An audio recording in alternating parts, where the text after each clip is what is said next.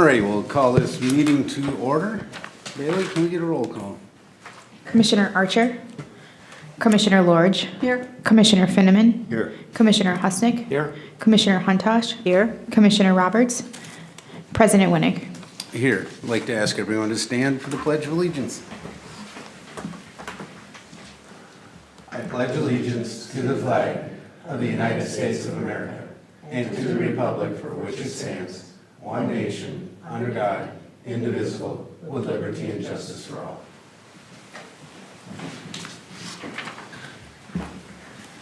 All right, we'll look for a motion to approve the agenda. Second. All those in favor? Aye. Motion carries. And now we'll look for approval of the minutes from October 8th. From October 8th.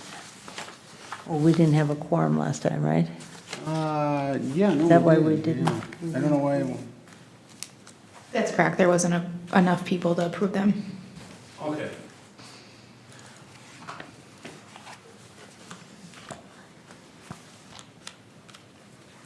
Somebody make the motion? I was absent, so I can't. Uh-huh. Yeah, and I was absent that meeting. And I was so- absent. Well, don't think that one's gonna fly then. We'll have to, put that one on the next agenda. All right, let's try the, November 1st meeting. I missed that meeting also, so I can't vote on it. I move we approve the minutes of November 1st. All right, do we have a second on that one? I'm trying to remember if I was absent. I was absent. You were present at You were that one. present. Yeah, that was a school thing. I'll second. All right, we have a motion, we have a second. All those in favor? Aye. Aye. Abstain? I Abstain. abstained. All right. Mr. Chairman, I make the motion that we approve the minutes of November 5th as written. All right, do we have a second on that? I'll second. Motion and a second? I'll abstain. All right, all those in favor? Aye. Aye. Aye. And Commissioner Finneman abstains. Okay, the final CDA grant study. Dan, are you doing that, or Ryan, or? Yeah, I think this is kind of a two-part. Ryan, did you have anything prepared for this?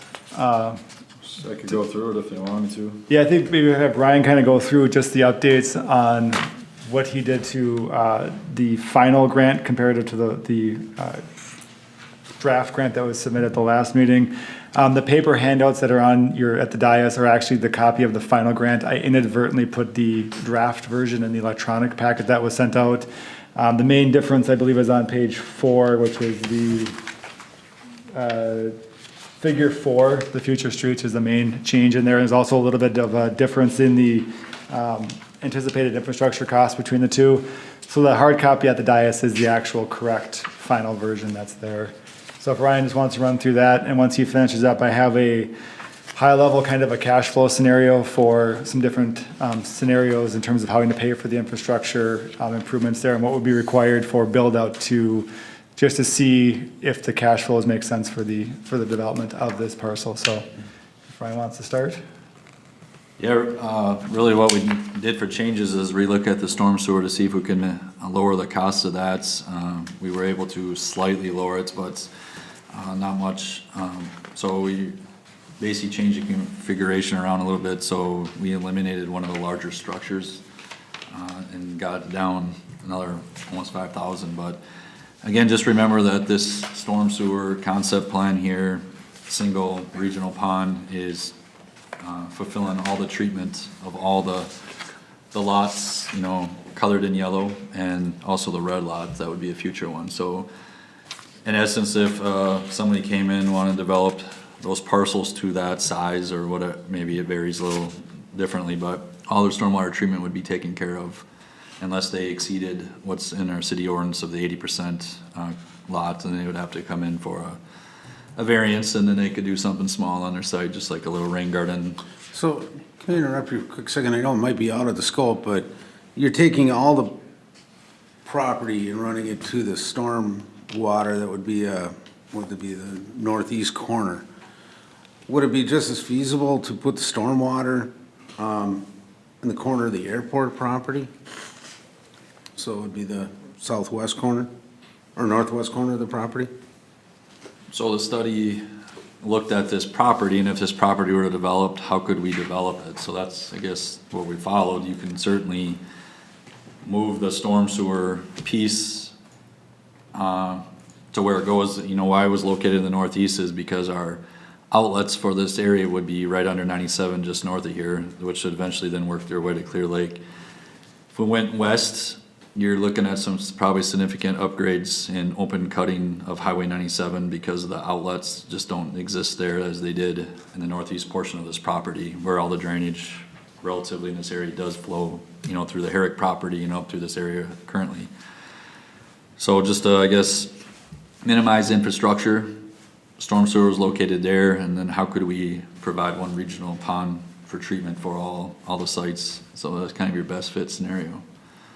Okay, I was just wondering because, you know, it would give us more buildable property. And the one thing too, it's not a wet pond because we're too close to airport. So that's why if you kind of look at the smaller detail on the second page, you see drain tile's been incorporated into that pond and basin. And it would have a, you know, a 4-bay and then its other area, but it would have to draw down within 48 hours. So it's not just a traditional wet pond you would see in a development. But that would just discharge into an open ditch then? It discharges in to those culvert crossings under Highway 97, which then has that big ravine there behind those houses you can see on the north side of 97.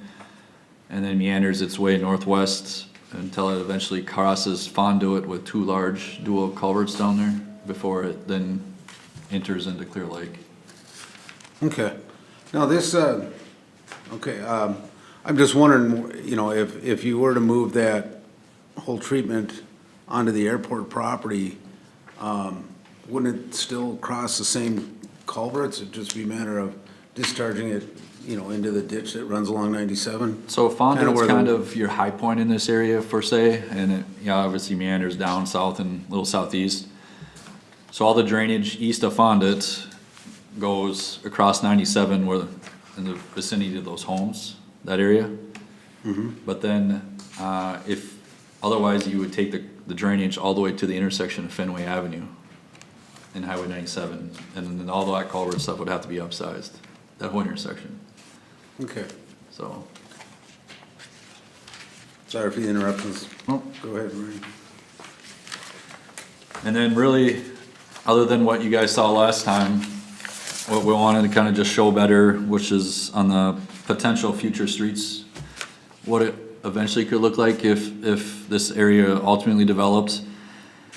Obviously, safety is an issue on Highway 97 in capacity, but by providing intersection control changes at Fenway and, you know, the dead end cul-de-sac that we had, you could open this up to have 2 controlled intersections, maybe they're roundabouts or maybe they would be signal, you know, that would have to go through a separate study under MnDOT. But then that would, you know, provide that a median probably down the road as improvements came along with 97, but then that entrance that MnDOT would allow, that would eventually become most likely a right in, right out. But then it would also provide relief for the roadways on the north side to turn out and be able to go down to a roundabout and turn around. But then it also would, you could potentially alleviate the safety issues that exist at Forest Road and Highway 97, and bring that back to a road through there, and then, you know, tie everything back in. You still keep your northbound Forest Road connection to 97. You know, in our old comp plan, we did talk about that interchange being potentially a future grade separated interchange, but that kind of thought of that obviously went away when this back road was built with the fire hall here. So this is still a used road for emergency responders to get back into the fire station. So that would maintain that.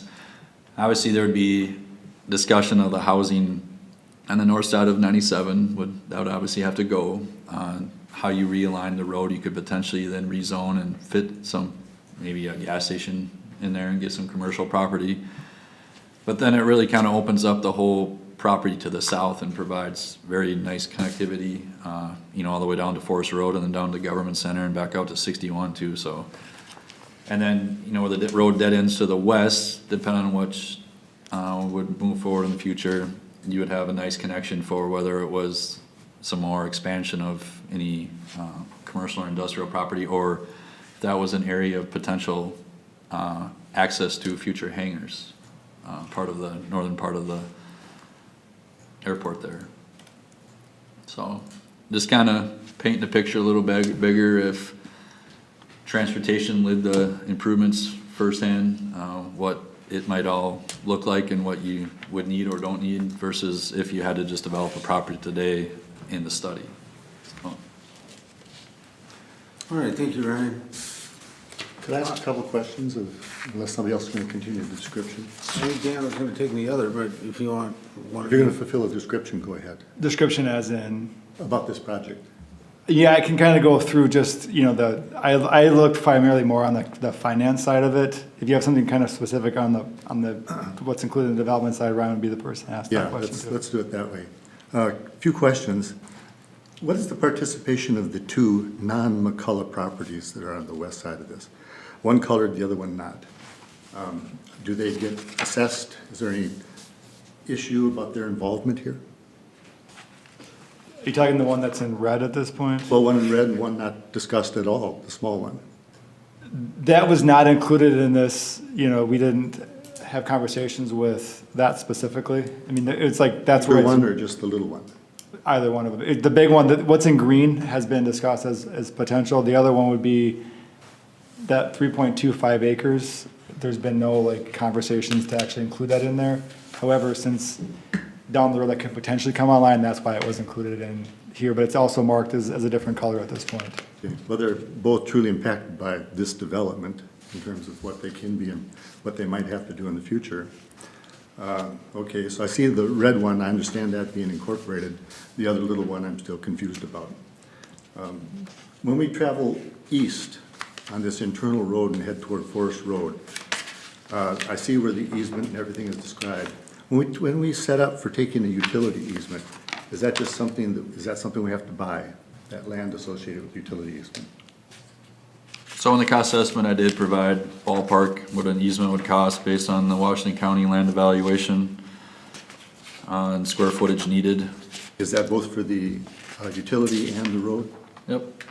And so those are our costs, the utility and the road are both costs that are imposed on this already. Yep. So at the bottom, of the cost estimate, there's 8 parts. Sanitary sewer, water main, services, storm sewer, street improvements, Highway 97 turn lanes, easements, and private utilities, which equal the total construction cost. Okay, so that was the easements and the private utilities Yep. to some part. So that one existing trucking corporation, I forget its name, has a contract with Herrick to buy 10 acres south of its property. This new roadway and these utilities segment him from his future land. His land is, as I understand, is intended for growth. So the city has 2 options to get sewer and water to this property. We either come off where the stubs were stopped on Forest Road just south of Interstate Companies on the southeast corner and extend them directly west, like the plan showed here.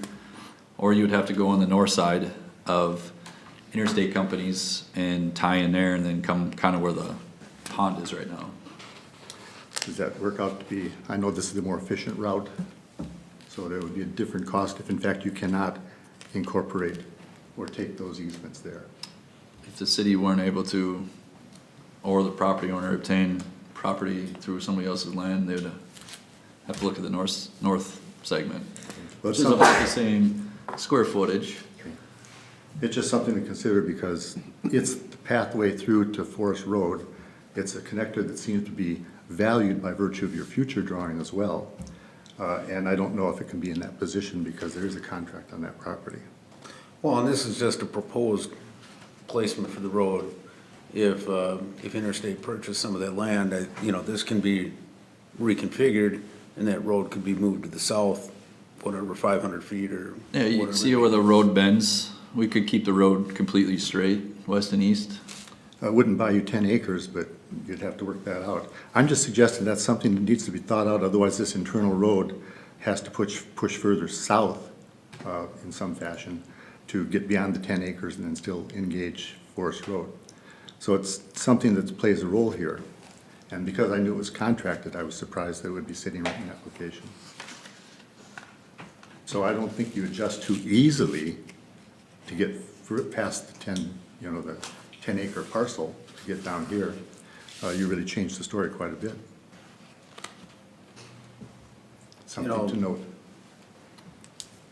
So just, to bring it up, see where the road curves north when it's going west to east through the properties? Yep. You could just flip that and mirror it, right? And right there, you're instantly got probably you could even sharpen it more. And you could easily gain some distance. So if there was a deal in the works to move that road south. Okay.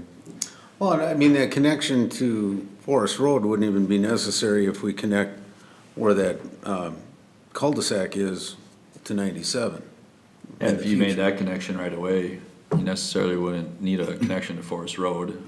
Well, here's how I'm looking at it. You probably can enter and exit in one place and start to develop this property.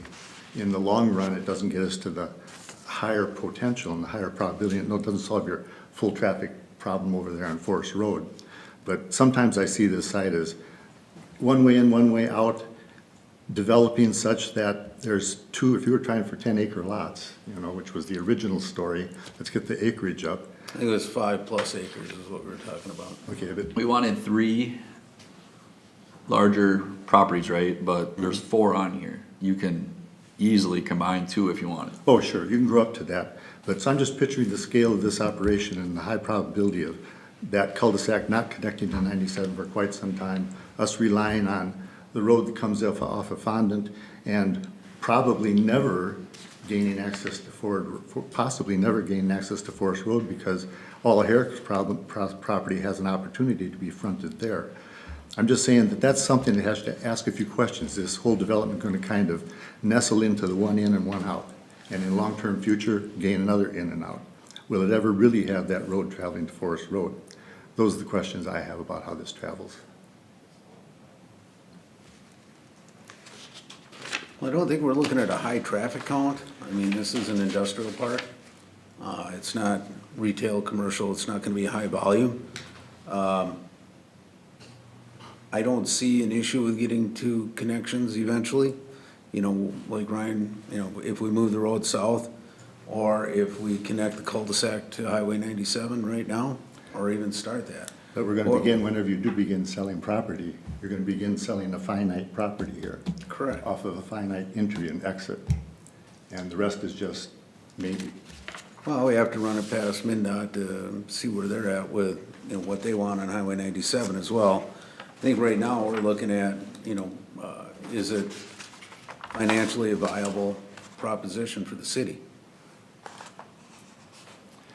Okay, I want to just test those propositions because I can see as a purchaser of land, I'm going to wonder about all those things that aren't answered unless we're out at the 5-10 year mark when things are really happening, or there might be 2023 when there's something done on Scandia Trail, or who knows how far down the road till other things happen. And landowners like Herrick are going to be in the process of continuing to sell fronting off of Forest Road. So I see this as sort of an isolated internal piece of property that's fed once, maybe twice in the future. And people who buy it will think of it that way. And I always had a catch about Fondant and the intersection.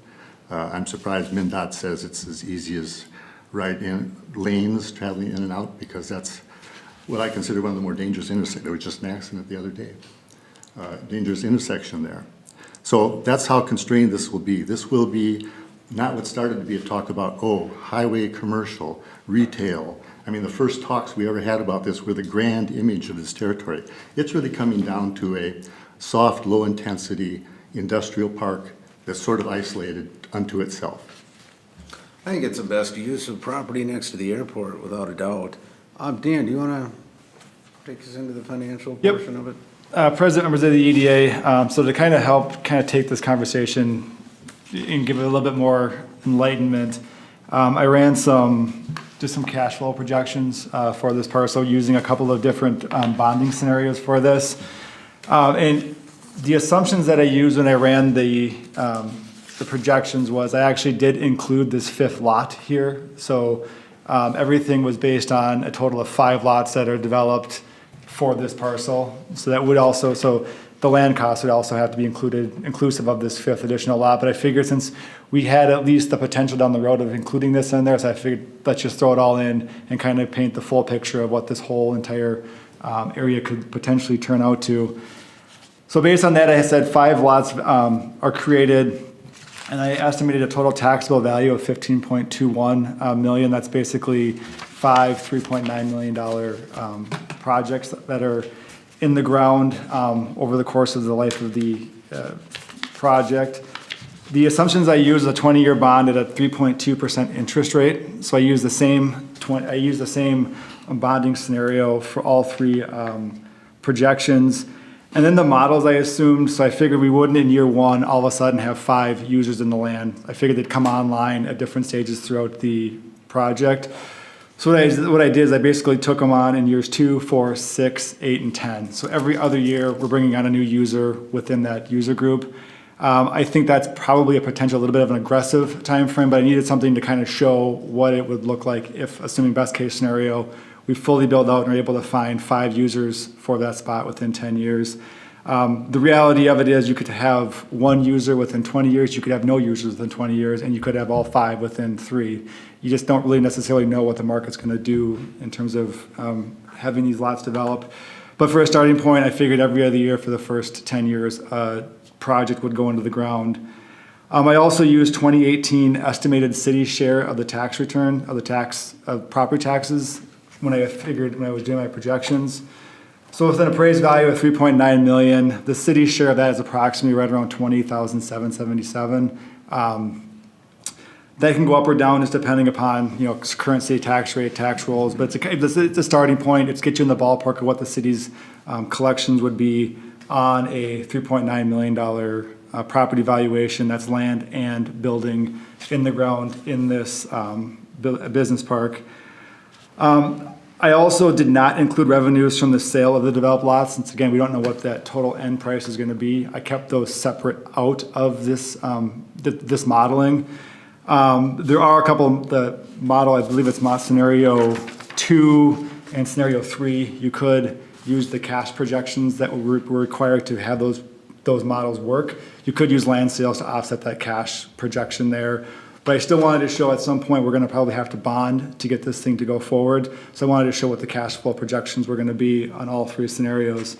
The first scenario I ran was running a bonding amount in terms of $3.75 million. This is inclusive of land purchase, soft cost, and the development costs of the infrastructure. When you bond $3.75 million over the course of 20 years, you're looking at approximately $5 million in total payments on that bond. And then if you back out and look at what you would get for tax revenues over the course of 20 years, you're going to bring in about $1.5 million. Again, that's on 2018's projections. So you're looking at a difference of approximately a loss of about $3.5 million on that scenario. This scenario has 0 cash required up front since we're bonding for the full amount for the full construction cost. And it also envisions the land being sold to the developer at $1, which again, when we talk to other municipalities who are in the market for trying to land commercial properties, there's a lot of pressure on these municipalities to make a deal on the land, and a lot of them are bringing these lands for sale for $1. So I think reality is there's going to be a lot of pressure on this land when it hits the market to be sold at a significantly discounted rate. So that's why I ran the scenario of full bonding costs with 0 coming back in from a land perspective, because again, there are going to be those pressures when you talk to greater MSP. A lot of interest in municipal land, but there's a lot that interest comes with that pressure to get that land price down as far as possible for them to then bring the client in to develop the parcel. So you're looking at a loss approximately $3.5 million. Scenario 2 is a bonding amount of $1.5 million. This would have a cash requirement of approximately $2.25 million to start the project. This would either be a blend of developing or getting the lots kind of teed up, priced in the market, have a pre-sale, kind of like a condominium complex where you say you get 3 sold at a certain price price. That launches the project moving forward, or the city contributes cash to the project from another funding source. So this does have a pretty significant cash upfront requirement of approximately 2.25 million. It does reduce the bonding amount down to $1.5 million. Your payments on that are a little over 2 million, and here your tax revenues are the same, 1.5 million. So the total loss on this, on scenario 2 is 495. Again, just back that up with the fact that there's also another funding mechanism that's required that's pretty significant from the city side or from a pre-sale perspective to start that project in scenario number 2. Scenario number 3, this just envisions the 2.4 million just for straight infrastructure costs. This is not anything on the land purchase perspective. One thing you could look at is that the lot sales pay for the land purchase price, but this is just purely if city controlled the land and we were gonna bond just straight for the infrastructure improvements as estimated here, which again, these estimates don't always include all of the soft costs associated with construction, so that amount could go up slightly. There's also some fees associated with the issuance of a bond, so we may need to up that bonding amount a little bit more, but I kind of wanted to at least make the numbers line up in the scenarios here to what's on the paper. You're looking at total payments on a $2.4 million bond, a little over 3.2 million. Again, tax revenues 1.5. So in this scenario, we're out 1.7 million.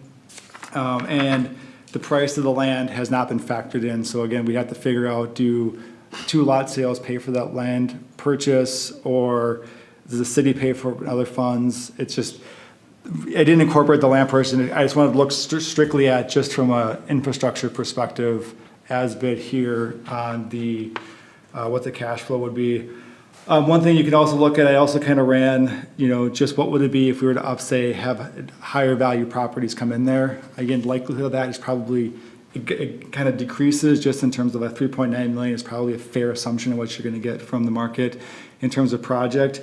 But if you bring that up to 5.7 million, so every project comes in at 5.7 million, your annual tax increase on the city side, using current rate, increase approximately $10,000 per lot. So even at a $5.7 million project that's in the ground, we're not seeing this. I mean, 10K is not insignificant money, but it's not also enough to bridge that gap. So even if our the projects that go on the ground are higher value, we still are potentially looking at not being able to cash flow the bond payments for this project.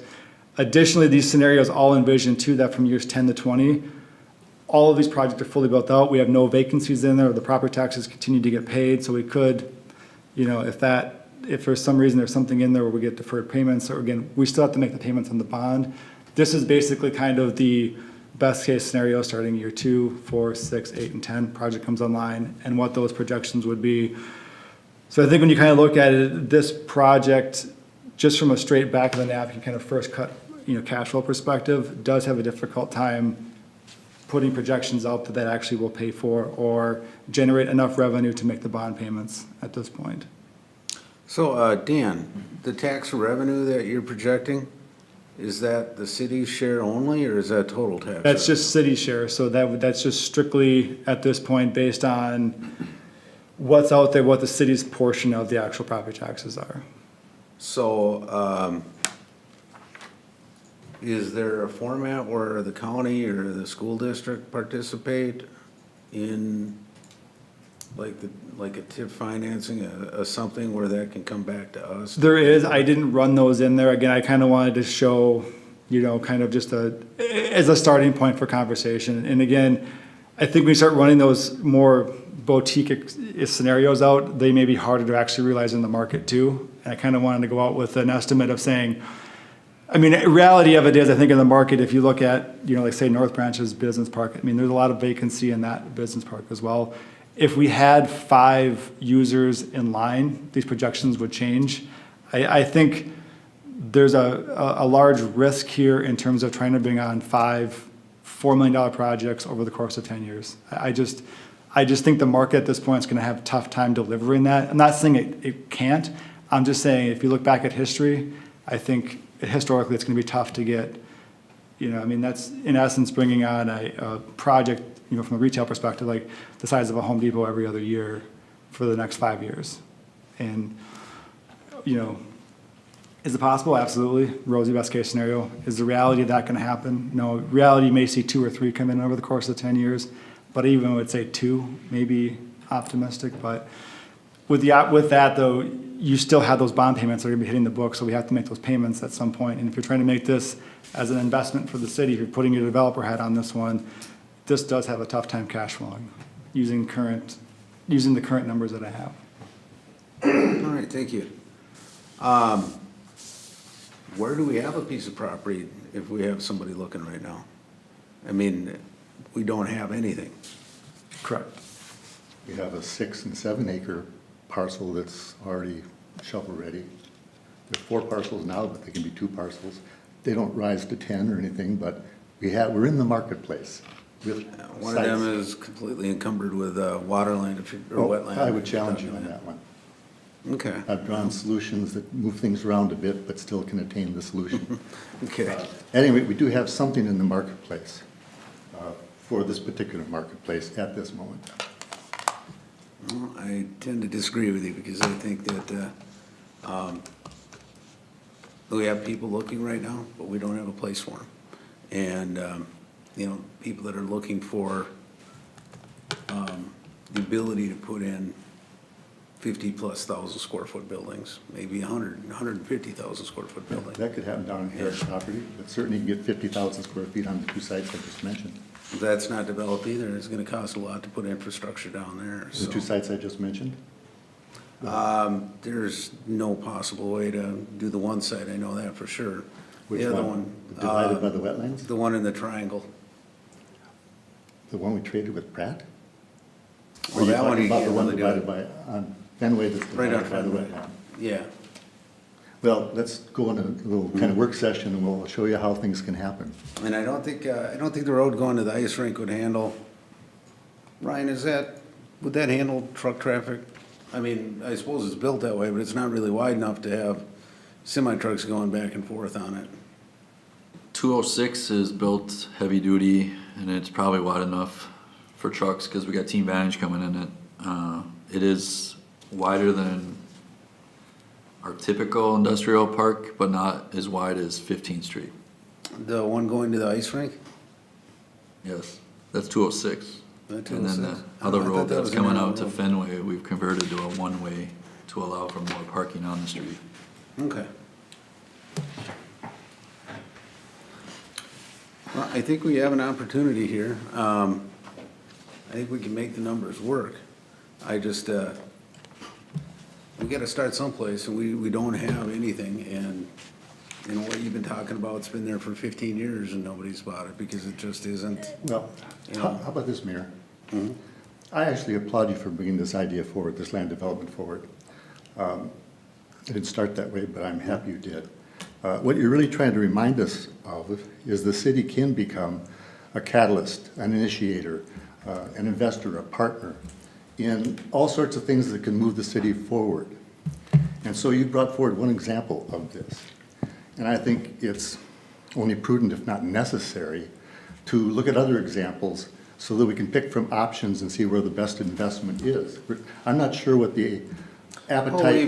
We've looked at Almost several done. examples. We're carrying this one forward in a very finite fashion. We're not putting anything up against it as equal.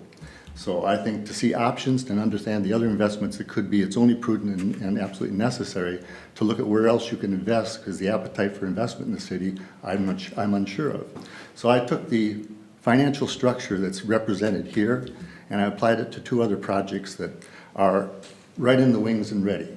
One's the Hool site, and one's the Ratchie, another name site.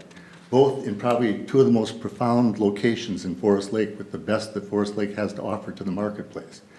Which And one, you have to remind me of the Ratchie site? It's south of the old city hall or the old township hall, up to the MnDOT property. That's owned by MnDOT.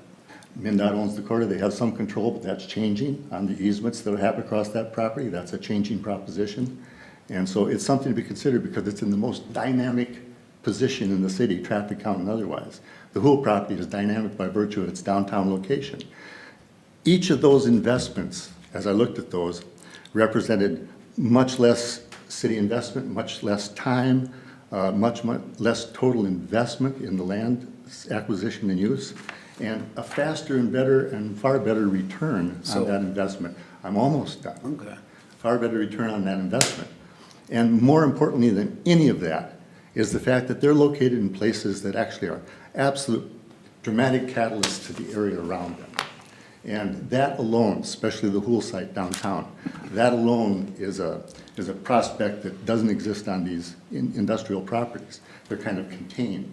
So I think we should table, put off, delay this decision in any way, shape, or form, bring forward these other two sites as just an example. Both could have land use or land sale proposals on the table this week. Both could be ready to move forward that fast and do things, and both can come to the degree of information that this development has to offer you. And you'd be able to look at options. Maybe you want one, maybe you want two, maybe you want all of them. But not to look at options is just a foolish way to invest. So, from my understanding, the Hool site, they wanted us to invest over $50 million. No? Then you better let us all know what they're talking about. Well, how about this? Let us come forward, or they come forward. On both these sites, we'll put a land sale proposition on the table. We'll supplement with equal information from this, so that you see apples to apples, only the apples to oranges are going to be different sites and different arrangements. And we'll point out the city investment and the private investment and the return on investment, just like Dan tried to capsulize in these scenarios. So that's an absolute. We can bring those things forward, and they can be comparisons. And I'm just an advocate of seeing more options than one.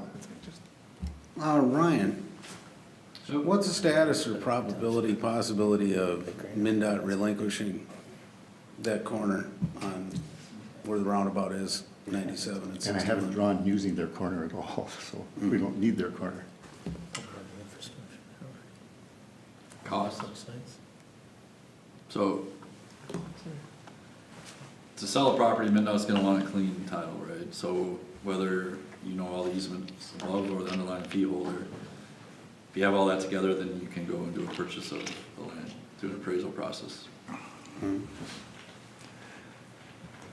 they have some easements across the property I'm talking about primarily, but they're in the process, I've been told, of relinquishing those in some fashion or another. So think of it as a piece of property that's becoming available, and we just have to decide that that's something worth looking at. The Hool property, you may want to concentrate on that. There's downtown property that I can illustrate the same story with. There's Broadway property I can do the same thing with.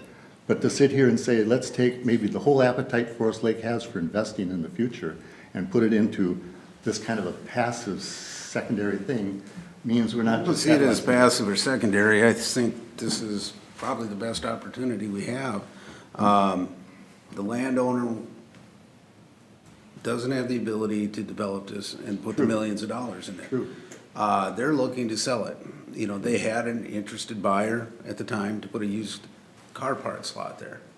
I don't know if that's what you want to see on Highway 97 there. That's not what I want to see there. No, that's the But worst case when- scenario, but we No, can that's beat not that. worst case scenario. We That's can beat real, that's real case scenario. Beat it.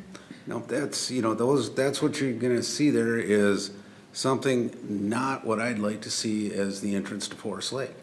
And I think we have the ability to acquire this, we can control basically the gateway coming into Forest Lake. That's the one chunk of land right there that's got the ability to be developed. And, I think not only can we develop it, but yeah, we can turn a profit on it. I know you're And we need to- 100% advocate for one idea. What's your reticence to see other ideas? Well, I wish you would have brought them up before, because we've been talking about this for quite a while. Very first time we I mean, mentioned this, I we, came up with the notion that this wasn't the only thing we should be looking at. We talked about the property on Headwaters, we've talked about our compost site as well. And those two have potentials, but they don't have the same potential that this does. This property is ready to go, and it can be shovel-ready fairly easy as well. We've No. got utilities right there, you know, there's a Well, I lot see of the things cost to it, involved in so. this. I'm suggesting, and I don't see any time-critical issue here that says we have to react to this one right now. What I see is the need to have optional choices.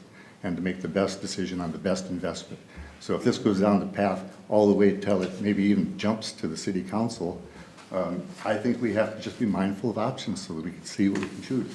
An investment, who would invest by only looking at one thing in the same category? I would. Well, I would say the Hool property and the property on the corner of 97 and 61 have totally different purposes. We're looking at an industrial park here by the airport. We're not looking at a hotel downtown. We're not looking at a strip mall or something along, 61 or 97. This scenario is for larger acre parcels to get new businesses that employ people into town. I These have are no good trouble paying- understanding that, Yeah. Mayor. I do not. You've said it enough. I'm saying there are better investments elsewhere that do more for the city of Forest Lake and catalyze more opportunity around it. And I I think we don't, should I at don't least see it. look at it. I don't see it. Well, The let us bring whole it forward. property is available, for anybody that wants to purchase it, but right now they're still running a business there. They're still employing people. They're still paying taxes on it. The other property, part of that is rented out to the ambulance service. We've got commitments on that one with them. And I hope they stay there for quite a while. It's a great location for them. It serves the community very well, provides that safety aspect. I mean, they're servicing, multiple cities out of Forest Lake, which means we have ambulance staffed here much more than, some of the other communities around us All of do, those things so. can be dealt with. It all of those costs things money. do not preclude a development. What does this cost? Well, yeah, I'm just saying, folks, why not? Hang back just a bit, take a look at a bunch of other ideas that you might consider much better in the final analysis for the city of Forest Lake. Okay, this presents one kind of building, the other two I'm talking about are different kind of enterprises. But we can come forward, the Hool properties, the Hools are very much ready to come and talk to you about what I'm describing. And so why not let's come to the table? Why not look at options? Why push this down the path of one choice? Why don't we do both? We might be able to do both. Why don't we do both? I just want these We to can do rise, all so three. we're ultimately gonna look at is a comparison of things so we can make a comparison judgment. And so yours might, the one you're pushing so hard might well end up being it. Or maybe there'll be two, maybe three. But until then, let's find out what they all look like. And if I may just add one point to that, I think part of this too is if you look at it just from a straight financial perspective, so I just redid the model to basically say, okay, what amount of money do we have to work with in terms of making this at least get close to being cost neutral and actually having a return on that investment? So what I did was basically said, instead of going after 5 projects, we're going after one. We're going to get one big, get the elephant in the room, get a high value, $15, $20 million project in the room. What does that do to the projections on this parcel or on any parcel in the city of Forest Lake? So even if we were to get in a single user with approximate value of 15.21 million, so $15 million, project comes in year 2 of a 20-year bond, you still only are able to bond for about $1.5 million on current property tax projections in order to cover payments. However, a single user, you may be able to do more of that boutique with like a TIF to try to capture more of the property tax revenue, but it just would put you into some perspective of, in terms of making these investments, you need to bring on a very large user to make these numbers work. Otherwise, we're supplementing these investments with general fund, with city tax dollars to account for this. I mean, at $1.5 million at $15.9 million worth of additional, for a new user to come in, and that's a pretty big commercial user to come in with a property valuation of $16 million within the city. You would have to build that continuation road, you would have to do more than what's being done on Well, there. and that would just have it be, that's a single user, so that's basically taking the whole site down into one lot, so that way, if you're going back to the site that we're talking about tonight, is basically, if you were to get the land purchase price and all the development of infrastructure costs down, you're looking at $1.5 million, and that's not including any of the land costs of the land. If you wanted to sell a lot, that would be on top of that, but that's just giving the land away, and then what you get strictly from property tax revenues, cover bond payments, you'd have $1.5 million to play with, which if you're doing infrastructure improvements and land sales, does not go very far. That's just the reality of it, so. So, Chris, I mean, how are other cities doing this? Woodbury, Cottage Grove, I mean, how, there's industrial parks going up out there, there's good-sized businesses going in there, distribution centers, data centers, other things like that. What are we missing out here? President Winick, members, they are building industrial parks. Cottage Grove has one that is doing very well. The city of Hudson in Wisconsin has one that's doing very well as well. I think the key, honestly, is to find the right site where the land and the infrastructure cost will be competitive. And I think if you can keep it in and around that $2 a square foot range, that's where the current market is right now, where you wouldn't necessarily have to write down the cost of the infrastructure. I think the market would bear $2 and maybe a little over per square foot for land and infrastructure costs. Anything above that, I think you're going to need to subsidize it with tax increment financing or tax abatement to write down that cost, and some cities are doing that.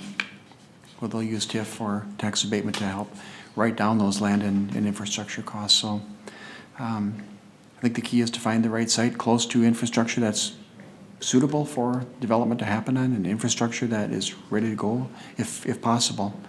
And the market is it's pretty.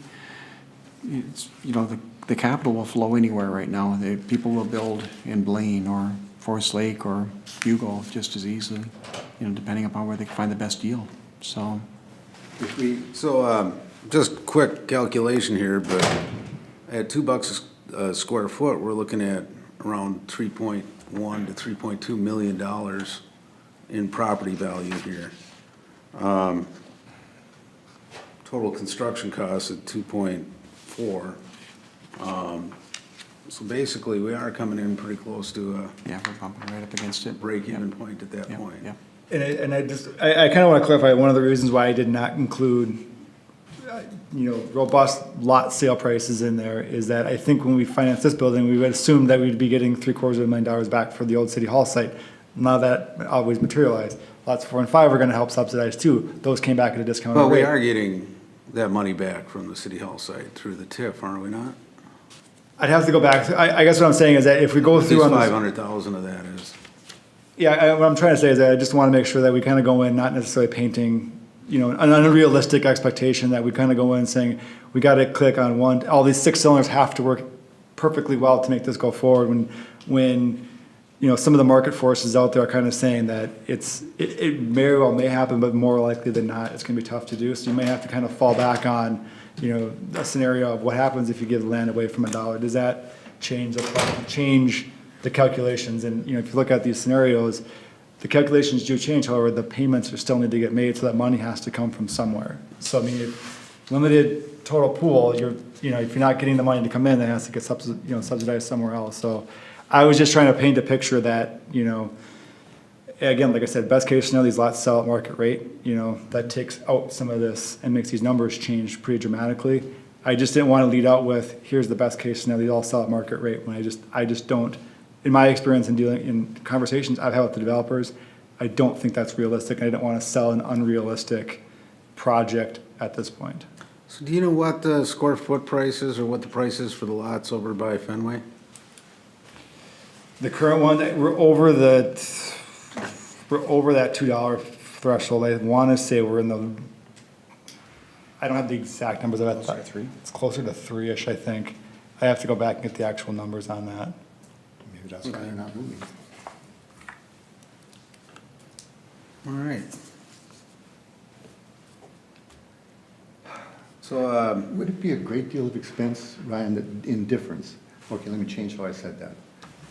Would there be less expense to fortify the frontage with utilities and road improvements for the 20 acres left on Herrick's property than to capture this internal piece? I'm gonna guess, because we've looked at that Herrick, the gravel section of the road, that used to be gravel, and connecting sewer and water to all that, and then some treatment, so that last time I think we did an estimate was somewhere around 1.5 million total project cost. That was total project cost. It's a significant stretch, Well, it is, but that's still. because it would take you past the airport hangars too, Yeah. Yeah. down to where the curbs start. Maybe buys us 2 10-acre sites, and 1 10-acre site's already been contracted out. I mean, if all we're looking at, how do we find these industrial pieces of property? Well, I'm still contending that there's a couple over by Flaw, and I'm still contending there's others that might be achieved cheaper than this particular inland island, and that there's other things to consider for the investment. So I'm gonna quit pitching the story and wait and see what you guys react to, but I'd like to see more investment options discussed. You know, we've been discussing them for, you know, several months, but I'll open it up to any other comments or thoughts. I thought we came up with a lot higher than $1.95 an acre. Or a square foot. I thought we were, first of all, the usable acreage was more like, wasn't it 27 acres? But if you add up these and take out the red, which we're not buying right now, it'd be 25 acres, which is 40,000 an acre, and then add the cost of improvements. So when we look back, and this is the cost of buildable acreage or developable acreage in there on if you take all of those parcels that are there, including the 3.25 that's highlighted in red, you're looking at 28.29 acres and this is the old infrastructure cost of 2.401. So I mean, nominal change between the old estimate and the new estimate or the final estimate.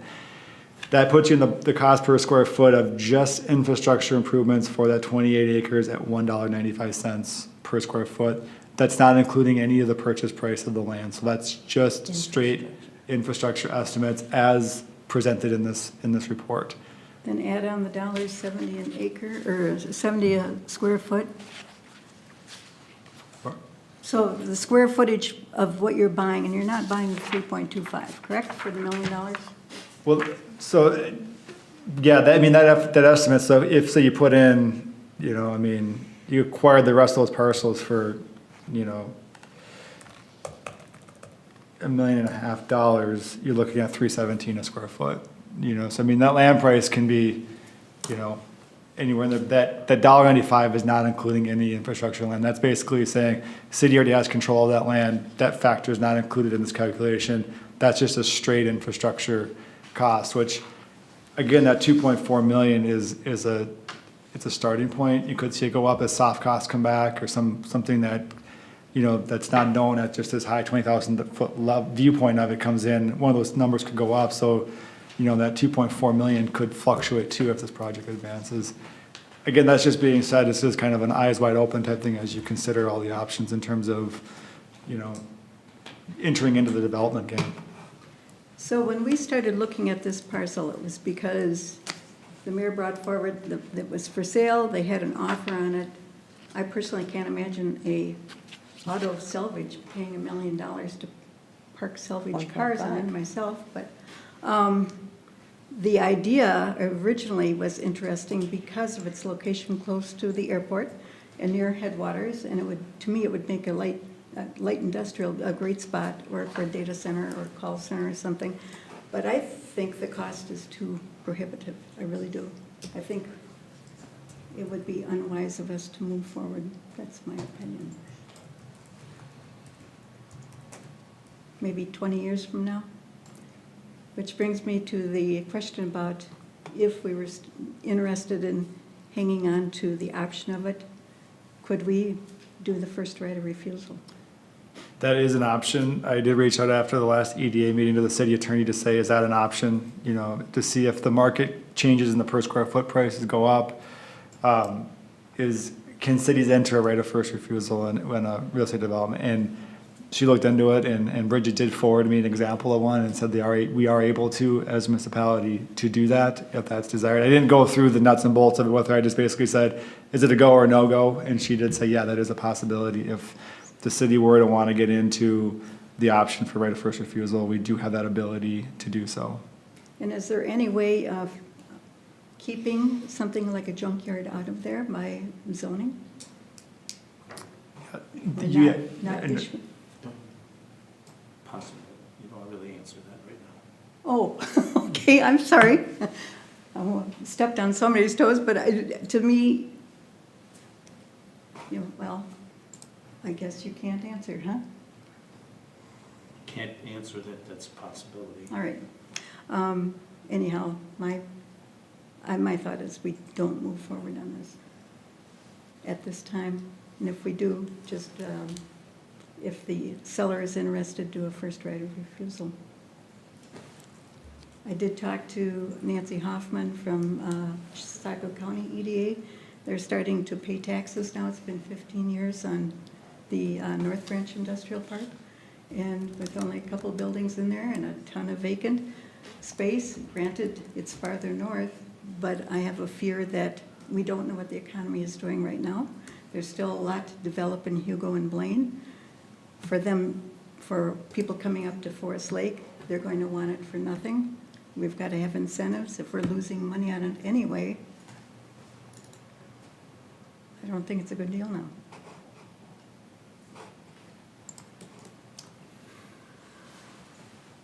So you had mentioned that the whole project could be turned around rather quickly, purchasing the land, doing the infrastructure. What kind of timing are, Well, I mean, I think we need to purchase the land. As far as the infrastructure goes, it's close right now. I don't really see where we need to install the infrastructure. no, but to do that. if all of a sudden some hot prospect come along, how long would it take for us to just really get the ball rolling? We've done a lot of groundwork here. And to actually do the infrastructure. We could build it next year if you wanted to. So 6 months. That's, worth of- granted, we get the easement for the utilities, otherwise you wouldn't want to proceed, but it would be, probably be later, it'd be after 4th of July construction, for sure, by the time you got it bidded. Now, in your layout, you got $650,000 for a turn lane. Would it be more prudent to use that towards the roundabout and installing that portion of it rather than turn lane, or would that be basically up to MnDOT to weigh on it? That'd be, obviously, MnDOT would weigh on that as they're the road authority 97. It would be a good future financing plan, instead of having 2 roads come out to 97 and just having the one, and potentially line it up with one of their projects. But All right. So Chris, in the event that somebody was looking for a piece of land, what would their normal timing be? Honestly, it's the speed of light. They want to move really fast. And businesses will take a long time to make a decision to move or relocate. But once they make that decision, it's usually based on the need to start producing a new product or be in a new facility in a very short period of time, because they've got a big order and they've got to start filling orders. So they want to move fast. And I've seen them move as fast as 60 days to begin construction. So that's kind of the whole purpose of having sites that are shovel ready, so that when a business comes to you and says, I want to be in the ground as soon as the frost leaves, you're ready to go. So it does happen fairly quickly. And how much interest over the years? Because that property out by the airport, the city has owned for how many years? Well, since 98. So 97. 20 years. And how much interest have we turned away because it wasn't big enough, it wasn't right? I haven't turned anybody directly away. Basically, it says they don't fit. It's just that when you talk to developers, they're looking for a little bit larger sites than what we currently have on the market. I do tell them that would be entertaining to combining a couple of those smaller lots to create one 8-acre site, and they still will kind of look elsewhere at that point. But I haven't had one person say, I'd love to be there, but however, you just don't have the parcel for me. It's more, and it could just be a commercial realtor just kind of doing, or a site selector kind of doing just a net approach and seeing, who's going to give them the best deal. So, but it hasn't been one that's been directly turned away as a result of not having the site. All right. And to be clear, I'm not trying to exclude this proposal or this opportunity. I'm trying to find that comparative analysis to very obvious other sites where we can achieve a different scenario, maybe a better scenario, and that we need that option. We need to look at variables. Well, we got to start somewhere. That's what I look at. I'm glad And- you started this. And this is by far the best starting point we have, and, I accept it as a starting point, but I think we need to add fuel to this information fire and see what we got. all right. Well, we are moving on, or running out of time, and we do have some other business to take care of, so. This was more of a discussion. We don't need a motion on it at this point, so. Let's move on to 308 and 368 South Lake Street, Downtown Incentive Program. President, members of the EDA, we got approached for a request for the Downtown Business Incentive Program for work that was done on 368 and 308 Lake Street South. Both of addresses, the work was completed as part of the Cornerstone Development Project. The application on 308 is requesting $5,000 one-time tax abatement for the demo work and stormwater landscaping improvements that were performed on that site. And the application for 368 is requesting a $5,000 one-time tax abatement for the demolition work at that location. I did also include in your packet the application materials that were submitted to the city. To date, in 2018, we have not approved a business incentive application that's come through.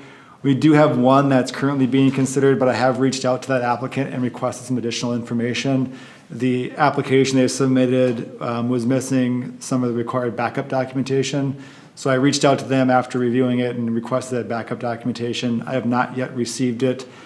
So there is one that, from a sequencing perspective, has been received first. However, I don't have the final information at this point and can't guarantee that I will get that before year end. I also included a copy of the program material, which outlines the standards for the Downtown Business Incentive Program. And what staff is looking for tonight is just direction from the EDA as to whether or not you wish to approve the application for the Downtown Business Incentive for 308 and 368 Lake Street South.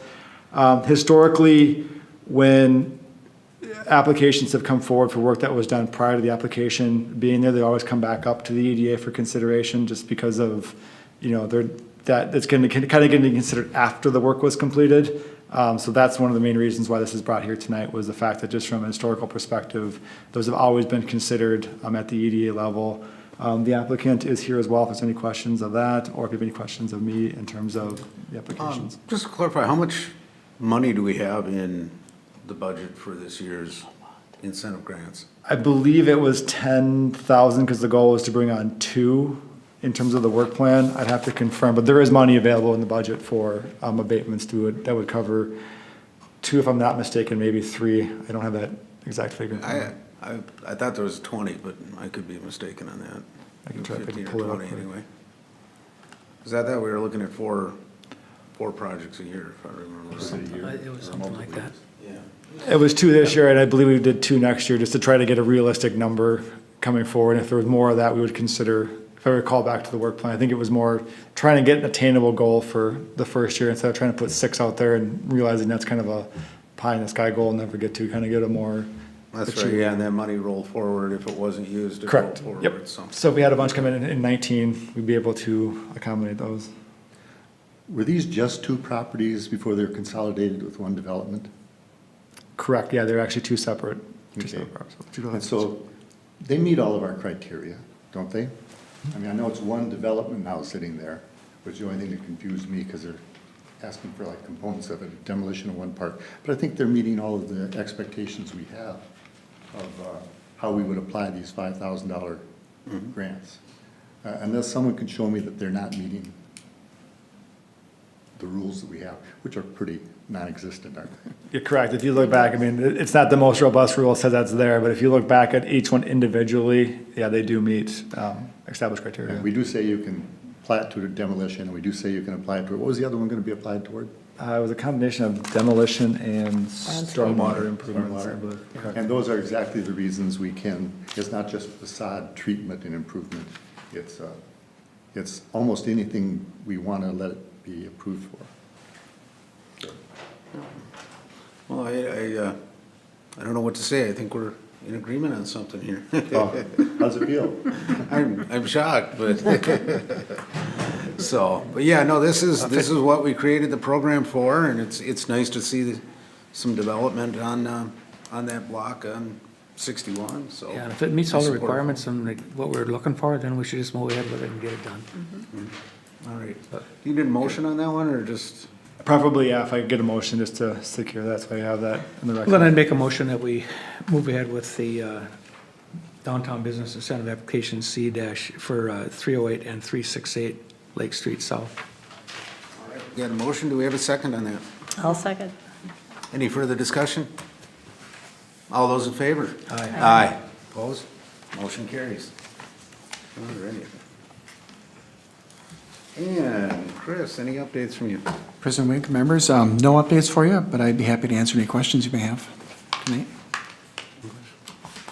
Well, I appreciate you being here. Thank you. You add a lot to the meetings, depth of knowledge, and really appreciate what, Washington County does to, help all the cities in the county anyway. Thank you. If I ask a question, we used to have the 7 members and 2, including the chamber. Are we going to reattain the chamber? Yeah, Yeah, they were present at the last meeting. yeah. Were they? I don't know why they're not here tonight, but yeah. Yeah, Lynette was here last meeting, so. Any other questions? All right, well, hearing none, I'll look for motion to adjourn. So moved. We have a second. A second, okay.